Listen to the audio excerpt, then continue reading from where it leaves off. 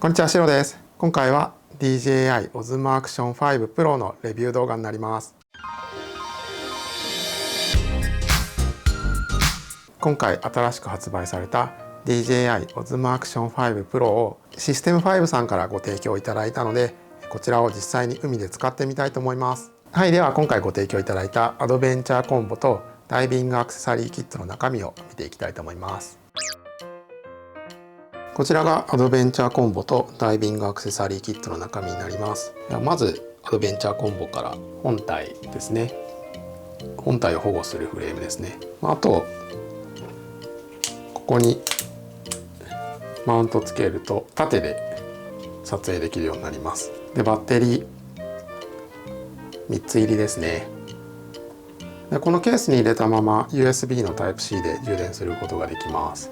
その Type-C のケーブルとネジと、これは粘着してどっかにくっつけるタイプのやつと、あとアクションシリーズでおなじみのこのマグネットくっつけるやつですね。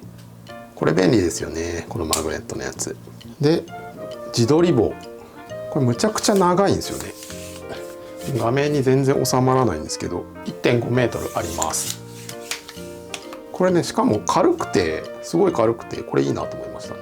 あとは説明書とかステッカーとかと、これはここの接続部分をきつめにするシートかな。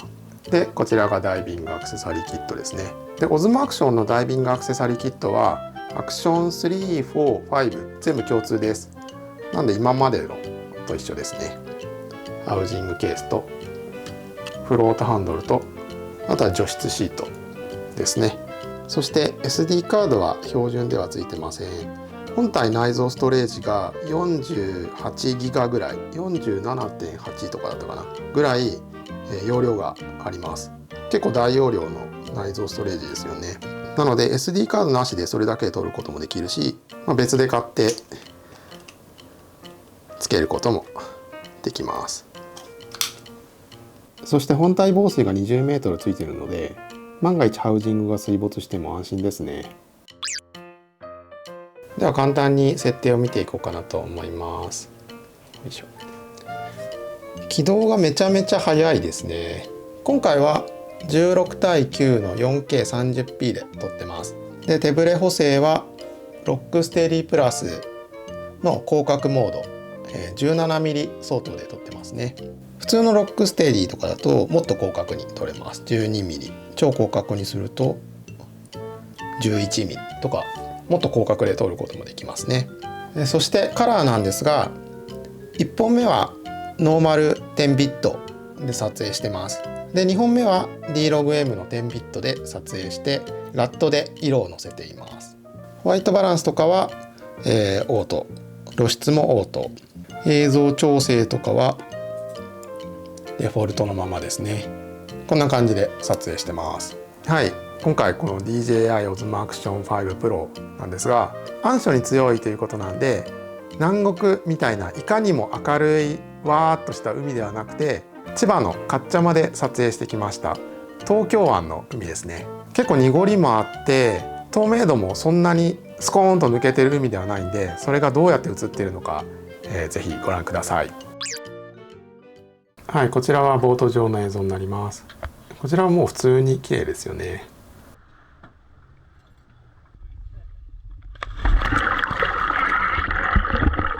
はい、1本目。こちらはカラーノーマルの10ビットで撮影してます。今回透明度はこんな感じの海で撮影してます。これ今いるところは5メーターぐらいで、下が10メートルぐらいなんですけど、結構濁ってますね。で下に行くともうちょっとだけ透明度良くなってます。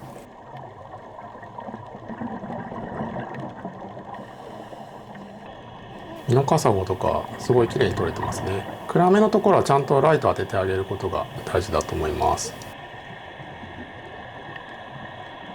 こちら他のダイバーさんを撮影してるんですけど、肉眼だと結構濁っててぼやけた感じでどう映るのか結構心配だったんですけど、意外とちゃんと映ってるなと思いますね。これ光も当ててないですからね。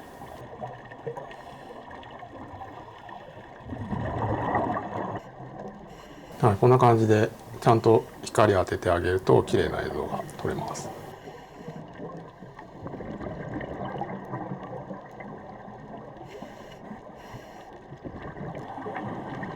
この管ゴンベはすごいいい位置にとどまってくれてましたね。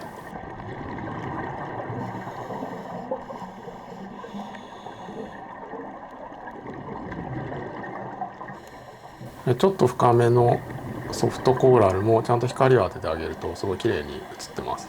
この浮遊物、プランクトンとかゴミとかだと思うんですけど、これ見てもらうとその濁り具合がちょっとわかるかもしれないですね。これは小魚の群れですね。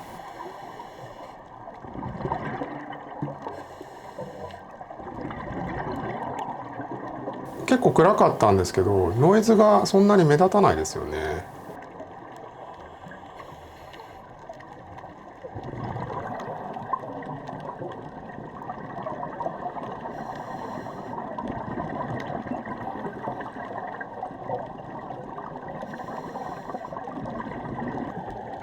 こちらは自撮りしてます。はっきりちゃんと映ってますね。で、後ろのダイバーさん、この透明度だと映るのかなと思ったんですけど、これもちゃんと映ってますね。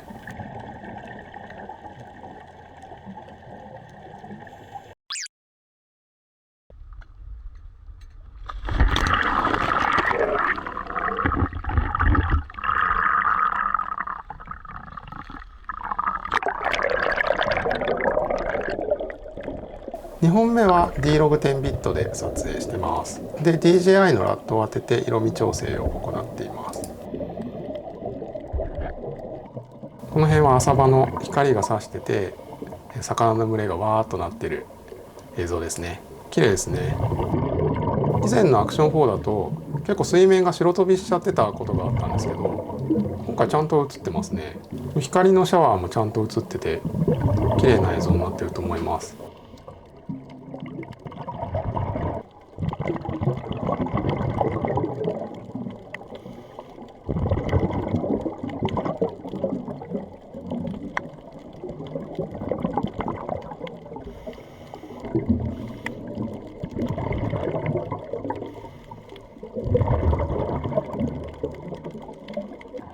ちょっと暗めのところの小魚の群れもちゃんと捉えられてますね。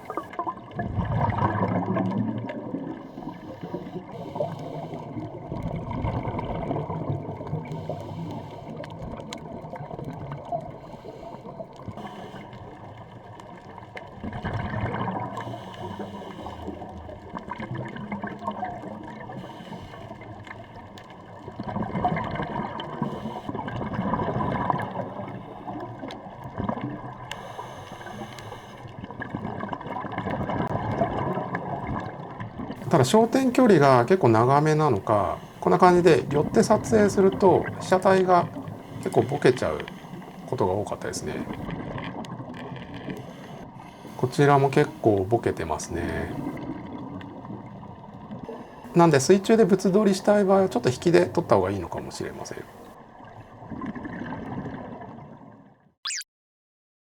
はい、いかがだったでしょうか。いや、結構綺麗に撮れてるなと思いましたね。あの濁りで結構こんなに綺麗に映ってるのかと結構びっくりしましたね。はい。暗いところはちゃんと光を当てて撮影してあげる必要とかはあるんですけど、実際に潜って目で見た映像よりも透明度が良さそうに映りましたね。で、バッテリーの持ちも結構いいなと思って、今回船に乗る前から電源をつけてって、でダイビング終わって帰ってくるまでずっとつけっぱだったんですね。それでも50%以上は残ってたんで、結構持ちがいいなと思いましたね。クイックスタートとかで撮影してたら全然2、3本は持つようなイメージですね。はい、ただ焦点距離が結構長そうなので、あんまり寄って物撮りしたりすると結構ぼやけちゃう、ピントが合わない感じでしたね。なので生物も割とちょっと引き目で撮った方がちゃんとピントがあって綺麗に撮れるかなと思います。はい、で本体の方に、推進系みたいな機能もあるんですけど、こんな感じですね。